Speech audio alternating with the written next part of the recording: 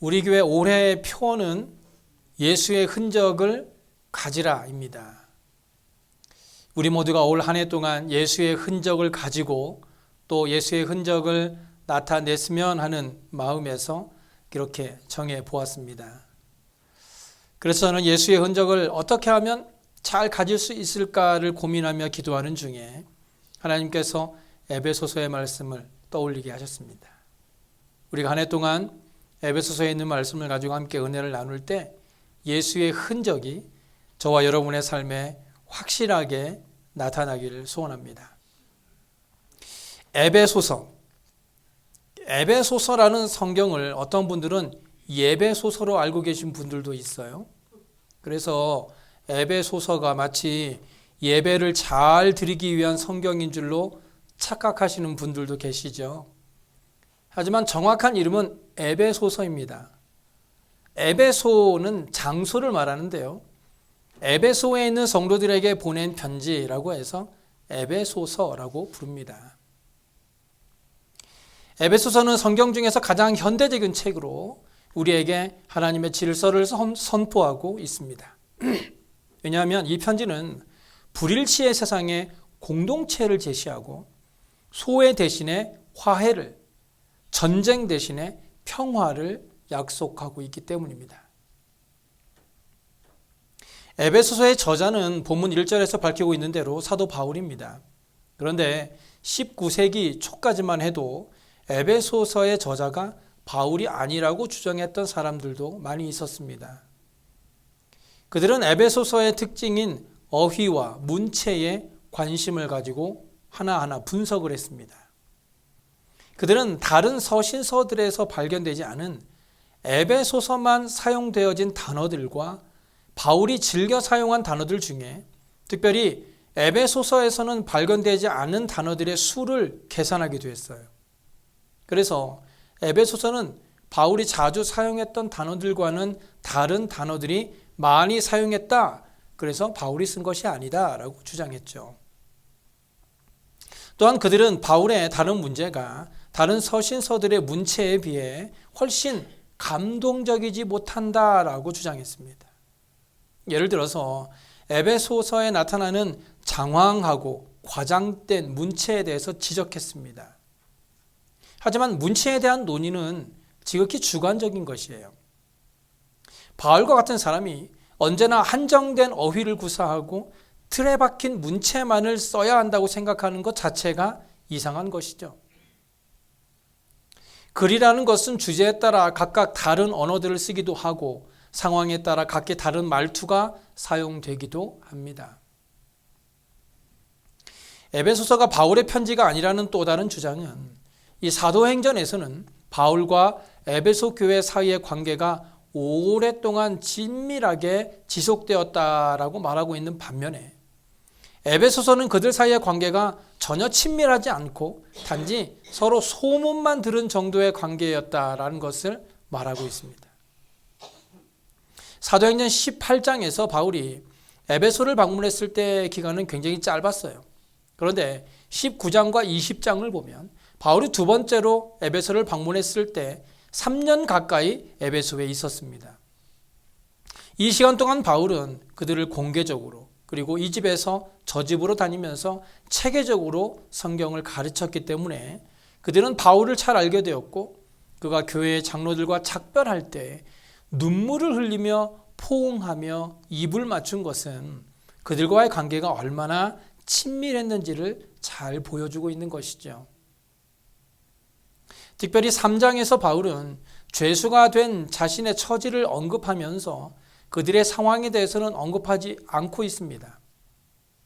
바울은 에베소 교인들에게 연합하여 살라라고 권면하고 순결을 권면하지만 고린도전서에서 언급했던 어떤 당파나 비도덕적인 범죄자에 대한 암시는 전혀 보이지 않습니다. 전혀 쓰고 있지 않죠. 이제 4장으로 가보면 바울은 거짓 선생의 간교함을 언급하고 있지만 갈라디아서나 골로새서처럼 어떤 특정한 이단을 명시하지도 않고 있어요. 더욱이 그는 그들과 서로 개인적으로 알고 있다는 암시조차 하고 있지 않습니다. 반면에 바울은 단지 그들의 믿음과 사랑에 대해서 들었고 그들은 그가 복음의 청지기가 된 것을 또한 들었을 뿐입니다. 그런데 사실 바울은 에베소 교회뿐만 아니라 아시아 지역의 교회들에게 또는 바울이 그곳을 떠난 뒤에 예수를 믿고 세례를 받아서 그를 개인적으로 알지 못하는 이방인 성도들을 대상으로 해서 편지를 보냈을 가능성도 있습니다. 단지 그 편지가 공개되지 않아서 성경으로 채택되지 않았을 뿐이지 바울은 다른 교회에도 편지를 보냈을 가능성은 충분히 있습니다. 뿐만 아니라 에베소서의 저자가 바울이 아니라는 주장은 신학적인 면에서도 나타난다고 주장하죠. 그들의 주장에 의하면 바울이 썼다고 인정되는 그의 다른 서신들과는 달리 에베소서에서는 그리스도의 역할이 우주적인 범주에 서술된다는 것입니다. 혹은 하나님과 죄인 사이의 이 화목보다는 유대인과 이방인의 화목을 강조한다거나 그 관점의 초점이 교회에 있다든지 혹은 칭의, 사도 바울이 가장 많이 쓴 말이 칭의라는 말인데 이 칭의라는 단어가 언급되어 있지 않기 때문에 에베소서는 바울이 쓴 것이 아니라고 주장하기도 합니다. 하지만 에베소서를 자세히 살펴보면 에베소서야말로 바울의 신학을 가장 잘 담고 있다고 할 수 있습니다. 무엇보다 본문 1절에서 바울은 이 편지의 발신자가 자신이라고 분명하게 밝혀주고 있죠. 하나님의 뜻으로 말미암아 그리스도 예수의 사도된 바울은 에베소에 있는 성도들과 그리스도 예수 안에 있는 신실한 자들에게 편지하노니. 바울은 여기에서 12제자에게만 주신 호칭을 사용하고 있어요. 바로 사도라는 호칭이죠. 사도라는 호칭은 구약과 랍비적 유대교에서 유래한 것으로 권위를 가지고 가르치기 위하여 특별히 선택되고 부름을 받아 파송된 자를 가리킵니다. 한마디로 예수님의 제자에게만 이 사도라는 호칭을 썼던 거예요. 그런데 바울은 예수님의 제자가 아니었습니다. 그렇다고 예수님에게 어떤 가르침을 직접 받지도 않았어요. 바울은 자원하지도 않았고 교회가 그를 사도로 임명한 것도 아닙니다. 이 바울의 사도직은 하나님의 뜻으로 예수 그리스도의 선택과 위임에 의하여 주어진 것입니다. 그렇게 본다면 바울에게 주어진 사도라는 호칭은 하나님의 뜻 가운데에서 예수 그리스도의 선택으로 직접 주어진 것이니 우리가 에베소서를 읽을 때 겸손하게 읽어야 합니다. 왜냐하면 우리는 에베소서의 저자를 단순히 자기 개인의 의견을 전개하는 사사로운 인물로 생각하거나 재능은 있으나 실수할 수 있는 인간 스승으로 또는 심지어 교회의 가장 위대한 선교의 영웅 정도로만 간주해서는 안 되고 오직 하나님의 뜻으로 말미암아 그리스도 예수의 사도된 자로 인정해야 하기 때문입니다. 그렇기 때문에 바울의 권위는 곧 예수 그리스도의 권위이고 바울은 예수 그리스도의 이름과 성령의 영감으로 에베소서를 기록했던 것입니다. 그렇다면 이 편지를 받는 사람들은 누구였을까요? 다시 본문 1절을 보시면 하나님의 뜻으로 말미암아 그리스도 예수의 사도된 바울은 에베소에 있는 성도들과 그리스도 예수 안에 있는 신실한 자들에게 편지했습니다. 바울의 이 편지를 받는 사람들은 첫째로 성도들입니다. 바울은 이 성도라는 단어를 사용해서 교회의 회중 가운데 영적으로 탁월한 자, 다시 말씀드려서 특별하게 거룩한 기독교인들을 지칭하고 있는 것이 아니라 모든 하나님의 백성들을 성도라고 부르고 있습니다. 교회를 잘 다니든지 예수를 잘 믿든지 상관없이 교회 안에 있는 모든 성도들을 성도라고 부르고 있는 것이죠. 그들은 하나님께 속하도록 구별되었기 때문에 거룩한 자라는 뜻으로 성도라고 불렀습니다. 사실 이 명칭은 거룩한 나라인 이스라엘 백성들에게만 붙여진 것이었지만 하나님이 이스라엘이 된 전 세계적인 이 기독교 공동체를 가리키는 것으로 확대돼서 성도라고 부르게 된 것입니다. 둘째로 이 편지를 받은 사람은 신실한 자들이었습니다. 여기 신실한이라는 말의 헬라어는요, 피스토스라는 말인데요. 이 말은 신뢰하는, 믿음을 소유한, 신뢰받는, 신실한이라는 뜻을 가진 단어입니다. 즉 신실한이라는 단어는요, 수동적인 의미와 능동적인 의미를 동시에 가지고 있는 단어인데요. 특별히 오늘 본문에서는 능동적인 의미에 더 가깝습니다. 그러니까 신실한 자들이 의미하는 것은 신뢰하는 사람들인 것입니다. 세 번째로 이 편지를 받는 사람은 그리스도 예수 안에 있는 사람들입니다. 여기 그리스도 예수 안에 있는 사람들이라는 말은요, 에베소서의 핵심적인 표현이라고 할 수 있습니다. 그리스도 안에 있다라는 것은 가지가 포도나무에 붙어 있듯이, 그리고 지체가 몸에 붙어 있듯이 그리스도와 인격적으로 생명력 있게 연합되는 것, 그래서 그리스도의 백성과도 연합되는 것을 의미하는 것이죠. 왜냐하면 머리와 지체들 모두가 연결되지 않고는 몸의 일부가 될 수 없기 때문입니다. 몸은 하나죠. 그래서 바울의 주장에 따르면 기독교인이 된다는 것은 본질적으로 그리스도 안에 있는 것, 즉 그와 하나가 되고 그의 백성과 하나가 되는 것을 의미하는 겁니다. 그리스도인이 되었다는 것은 그리스도 안에 있는 것이므로 그리스도를 떠나서는 그리스도인으로서의 삶을 기대할 수 없다는 거예요. 결국 교회란 세상에 있지만 그리스도 안에 있는 사람들이고, 세상에 대해서는 거룩하게 구별되고 예수님께 대해서는 신실한, 즉 주님을 떠나지 않는 사람들입니다. 그러므로 성도는 세상 속에 있으나 세상에 속하지 않은 사람들이며, 눈에 보이지 않으나 살아계신 그리스도를 떠나지 않는 사람들을 성도라고 부릅니다. 우리 모두는 어쩔 수 없이 세상 속에 살아갑니다. 하지만 우리의 신분을 잊어서는 안 됩니다. 우리는 세상 속에 살고 있는 성도예요. 그런데 세상 속에 살고 있지만 세상에 속하지는 않은 사람들이죠. 그래서 사실 우리의 삶에 영적 싸움이 끊이지 않는 것입니다. 우리가 세상과 완전하게 구별되게 살 수만 있다면 우리에게 영적 싸움도 없겠죠. 하지만 우리는 어쩔 수 없이 세상 속에 살고 있어서 그런 세상과 구별된 거룩한 하나님의 자녀로 살아가려다 보니 영적 전쟁을 피할 수 없는 것입니다. 문제는 교회 안에서의 삶 따로, 교회 밖에서의 삶 따로 사는 것이 문제입니다.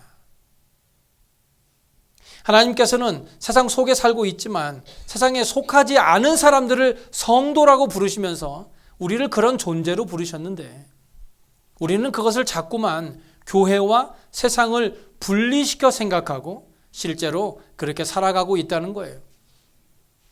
그러다 보니 교회에 오면 세상 없는 신실한 성도인데 교회 밖으로 나가면 언제 그랬다는 듯이 세상 사람들과 전혀 다를 바 없는, 오히려 그들보다 더 못난 삶을 살고 있다는 거예요. 우리의 삶은 구별되어야 합니다. 하지만 구분되어서는 안 됩니다.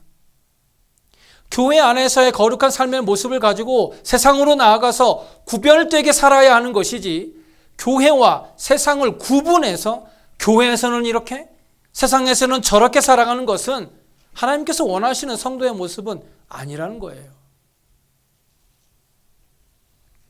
네 번째로 에베소를 받는 사람은 에베소 교회입니다. 원래 그리스 식민지였던 에베소는 당시는 로마의 속주인 아시아 지방의 수도였으며 상업이 번창한 항구 도시였습니다. 그것은 아데미 신전이라고 하는, 지금으로 다이아나 여신을 숭배하는 본부였고, 그 신전은 주전 4세기 중엽에 회파되었지만 차차 재건되어 7대 불가사의의 하나로 여겨지고 있는 곳이죠. 사도행전 19장을 보시면 에베소에서 바울이 성경을 가르치고 전도를 했을 때 바로 이 신전에서 은으로 만든 우상을 판매하는 일들이 어렵게 되어 은장색들이 들고 일어나는 소요가 일어나기도 했죠.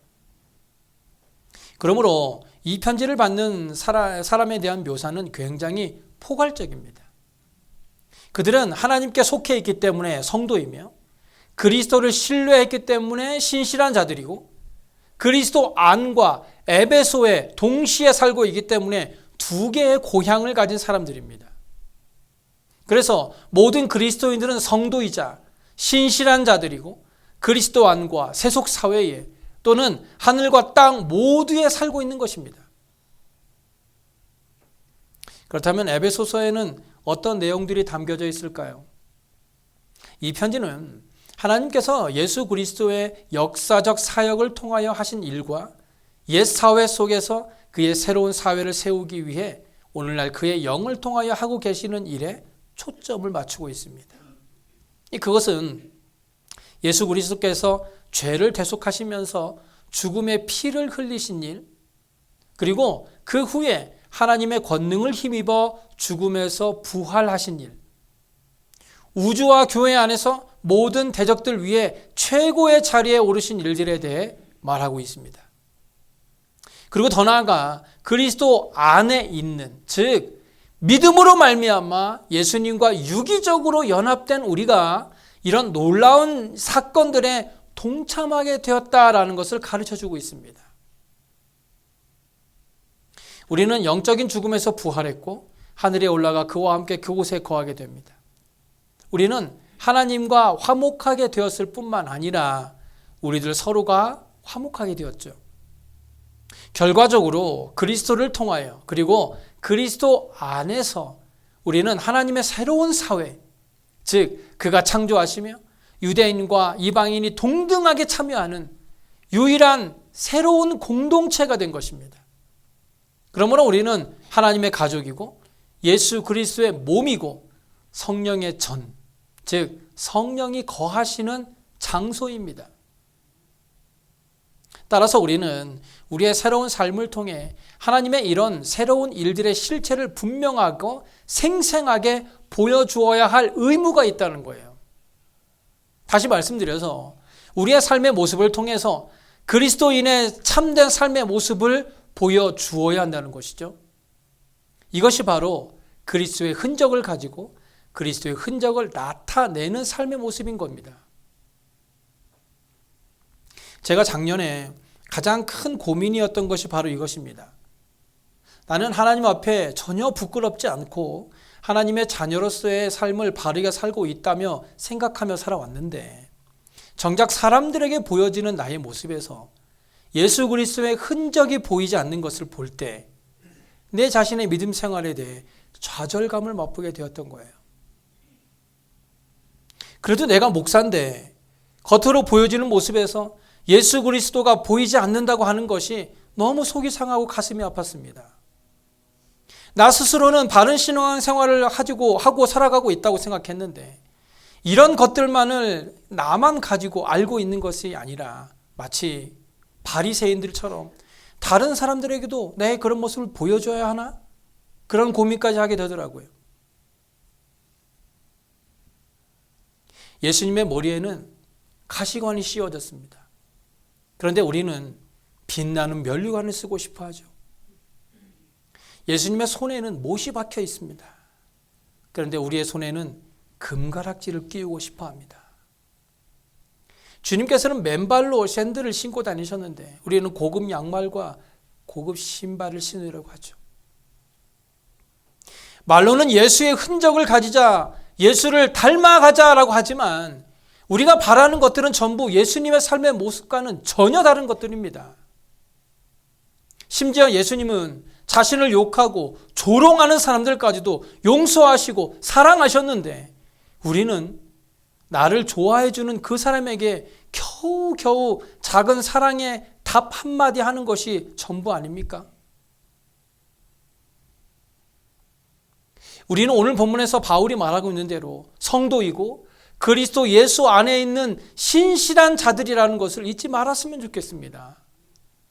지금 현재 우리의 신분을 잊지 말자는 거예요. 성도면 성도답게, 그리스도 예수 안에 있는 신실한 자들이면 신실한 자들답게 그렇게 거룩하고 구별되게 살아가자는 겁니다. 그래서 에베소서에서는 기독교 교리와 기독교인의 의무, 신앙생활, 하나님이 그리스도를 통하여 하신 일과 결과적으로 우리가 취해야 할 태도와 행함 사이의 놀라운 조화를 잘 보여주고 있어요. 따라서 우리가 에베소서를 공부함에 있어서 놓치지 말아야 할 것은 성도가 살아내야 할 삶의 방식과 모습입니다. 그리고 그런 성도의 삶의 모습은 교회 안에서뿐만 아니라 교회 밖에서도 똑같이 일어나서 어느 곳에 있든지 세상과 구별된 성도의 삶을 살아내자는 것입니다. 어느 깊은 산마을 한 소년이 뾰족뾰족한 산꼭대기에 올랐습니다. 이 소년은 바위 틈 사이에서 새 둥지를 하나 보았는데 거기에는 커다란 새 알이 하나 있었어요. 소년은 와, 신기하다 하고 그 새 알을 가지고 집으로 내려왔습니다. 그리고 닭장 속에 그 새 알을 넣어두었어요. 이 암탉은 자기 알과 함께 새 알도 잘 품어주었습니다.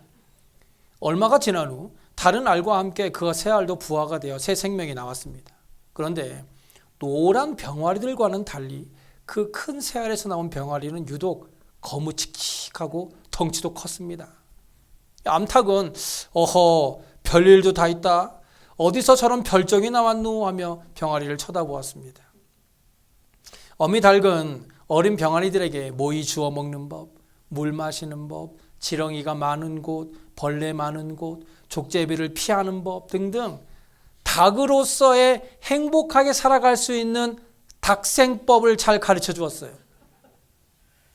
이 별종인 그 병아리도 다른 병아리들과 똑같이 닭생법에 따라서 뒷발질로 땅을 헤쳐 지렁이와 벌레를 잡아먹고 살았습니다. 세월이 흘렀습니다. 병아리들은 잘 자랐습니다. 이 별종인 그 병아리는 다른 병아리들보다 훨씬 크고 윤기 나는 검은 깃털과 투명한 두 눈을 가진 닭이 되었습니다. 어느 날 맑게 개인 아침 파란 하늘 위에 이제껏 한 번도 보지 못했던 커다란 새 한 마리가 웅장한 날갯짓으로 둥근 원을 그리며 크게 날고 있었습니다. 어미 닭은 호떡집에 불난 듯 새끼 닭들을 불러 모았습니다.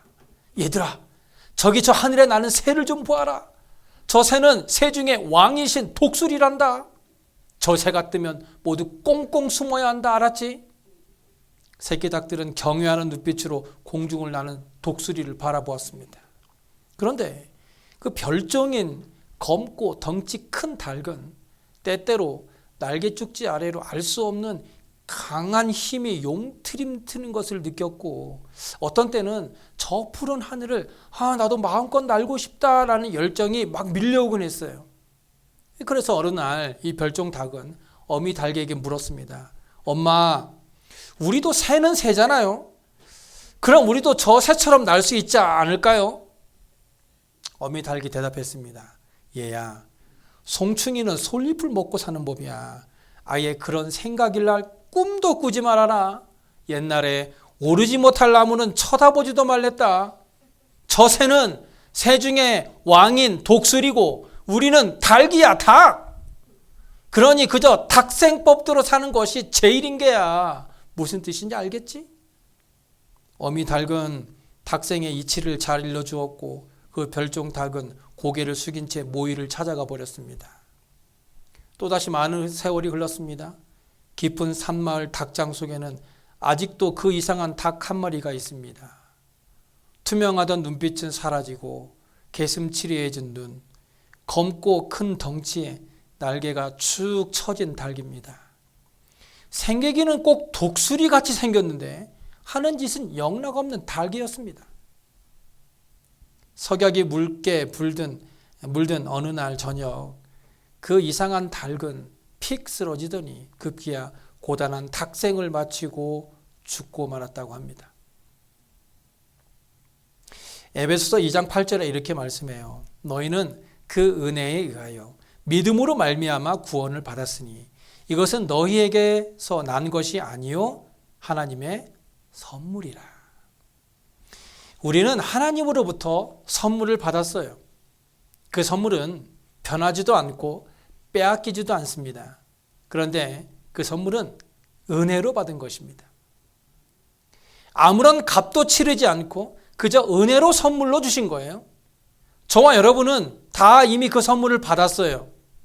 그런데 아직까지도 그 선물을 받았는지조차도 모르고 있는 분들이 너무 많아요. 닭이 아닌데도 여전히 닭인 줄 알고 날지 못하고 땅 위에서 허우적거리고 있는 겁니다. 남과 다른 길을 걸으며 자신만의 길을 가는 사람들은 때론 조롱을 받기도 하고 미친 사람 취급을 받기도 합니다. 당신은 뭐가 특별해서 그렇게 유난스럽게 그러냐고 핀잔을 듣기도 합니다. 참 유난스럽게 예수 믿네. 하지만 우리는 그들과 다릅니다. 우리는 닭이 아니라 성도입니다. 하나님께서 거룩하게 구별하신 하나님의 뜻대로 살아가는 거룩하게 구별된 사람들입니다. 그들이 아무리 우리를 욕하고 빈정대도 우리는 성도의 삶을 포기해서는 안 됩니다. 해밍웨이가 쓴 노인과 바다를 보면 노인이 바다에서 고기 한 마리를 잡기 위해 온갖 고생을 합니다. 그러면서 무엇 때문에 이 고기를 잡아야 하며 고기와 자신과는 무슨 원수가 있기에 이렇게만 해야 하는가 가만히 생각을 해보죠. 물고기는 노인 자신을 원수인 줄로 생각하겠지만 노인은 사실 그 고기에 대한 호감을 가지고 있었어요. 근데 노인은 힘도 없고 고기를 잡아도 노인이 먹는 것도 아닙니다. 그렇지만 노인은 그저 고기가 낚싯바늘에 걸렸으니까 그 고기를 잡았어요. 고기는 굉장히 큰 고기였어요. 그래서 그것을 끌고 무트로 나올 때 상어떼들이 와서 다 뜯어먹고 노인은 지쳐 쓰러지고 맙니다. 결과는 nothing. 아무것도 없습니다. 우리는 우연히 지구에 던져진 외로운 존재가 아니에요. 분명한 목적과 설계를 가지고 하나님께서 만드셨어요.